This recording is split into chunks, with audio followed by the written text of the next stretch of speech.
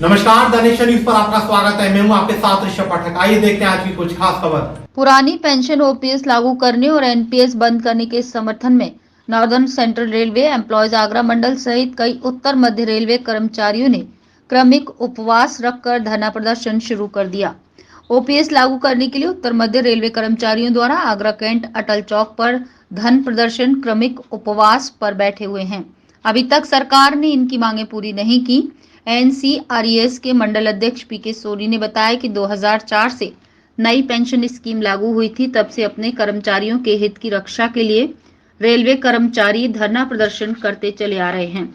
ये जो क्रमिक उपवास को लेकर नई पेंशन के अंदर कई रेलवे कर्मचारियों ने धरना प्रदर्शन शुरू किया है।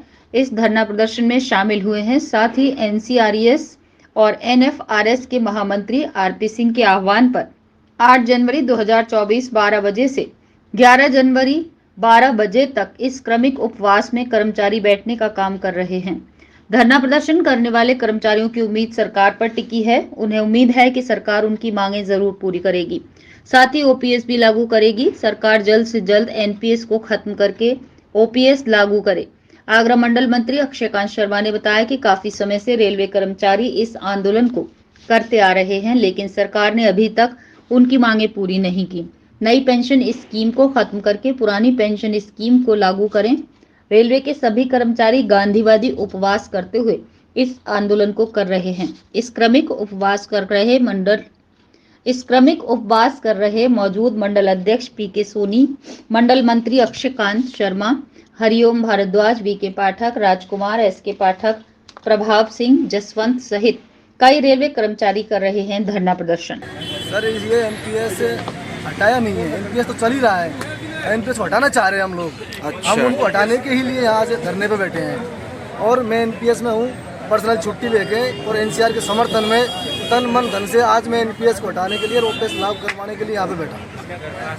आप क्या चाहते हैं सरकार से? मैं सरकार से यही मांग करूँगा कि हमारे बुढ़ापे की जो कहते हैं ना कि बुढ़ापे की लाठी, यानी एनपीएस से हमारा ना तो आर्थिक स्थिति मजबूत है, ना सामाजिक स्थिति मजबूत है, ना हमारा बुढ़ापा अच्छा है। अगर हमको बुढ़ापा अच्छा चाहिए, सामाजिक स्थिति मजबूत चाहिए, आर्थिक स्थिति मजबूत चाहिए तो ओपीएस होना चाहिए। धन्यवाद। जैसा कि विदित है, एनएफआईआर और एनसीआरईएस 2004 से ही जब से एनपीएस न्यू पेंशन स्कीम लागू हुई है, तब से अपने कर्मचारियों के हितों की रक्षा करने के लिए लगातार प्रयासरत है। लेकिन क्योंकि उस टाइम पे एनपीएस के साथियों की संख्या कम थी, अब बढ़ते बढ़ते 80% के आसपास हमारे न्यू पेंशन के अंदर हमारे साथी आ गए हैं। तो हमने अपना ये जो आंदोलन कर रहे थे उसको उग्र रूप करते हुए लगातार कई महीनों में तारीख 21 के अंदर अपना रैली प्रदर्शन किया। उसके बाद 10 अगस्त को रामलीला ग्राउंड के अंदर करीबन 2 लाख के आसपास केंद्रीय कर्मचारी, जिसमें रेलवे कर्मचारी भी शामिल थे, और स्टेट के जो कर्मचारी थे उनको भी समाहित करते हुए एनजेसीए का एक गठन किया था। उसके विरोध के रूप में एक रैली का काम किया। फिर हमने अपने रेलवे के अंदर, क्योंकि अगली कड़ी के रूप में स्ट्राइक की तरफ जाना था, तो स्ट्राइक बैलेट लिया और स्ट्राइक के हड़ताल के पक्ष में 98% लोगों ने अपना मतदान किया है। हम एनएफआईआर और एनसीआरएस के महामंत्री आदरणीय श्री आरपी सिंह जी के आह्वान पर 8 तारीख से 12 बजे आज दोपहर से और 11 तारीख दोपहर 12 बजे तक इस क्रमिक उपवास के अंदर हम लोग बैठने का काम कर रहे हैं, जिसमें हमारे एनपीएस के साथी भी शामिल हैं और हम लोग ओपीएस के साथी उनका कंधा मजबूत करने के लिए मंच साझा कर रहे हैं उनके संग में। और हमारी यही इस मंच से उम्मीद भी है कि हमारा जो गवर्नमेंट है, एनडीए गवर्नमेंट है, वो निश्चित रूप से हमारी मांगों पर विचार करते हुए जल्द से जल्द एनपीएस को खत्म करते हुए ओपीएस को लागू करेगी। ये कब से आप करते आ रहे हैं इस तरह का आंदोलन? 1 साल लगभग हो गया, जहाँ सक्रिय और लगातार हम जोरदार तरीके से इस आंदोलन को कर रहे हैं। वैसे हम 2004 से जब से एनपीएस लगी थी, हमारी एनसीआरईएस और एनएफआईआर दोनों इस चीज़ का पुरजोर विरोध कर रहे थे कि एनपीएस नहीं लागू हो, क्योंकि ये बाजार पे आधारित एक स्कीम है। बाजार कब डाउन हो जाएगा, गिर जाएगा, 30 साल बाद जब आदमी आएंगे तो उसके हाथ में क्या आएगा किसी को नहीं मालूम। अभी सरकार की कोई मांगे नहीं है? अभी सरकार इस पूरी कर रही है, सोच भी नहीं रही है, ना मानने को तैयार है।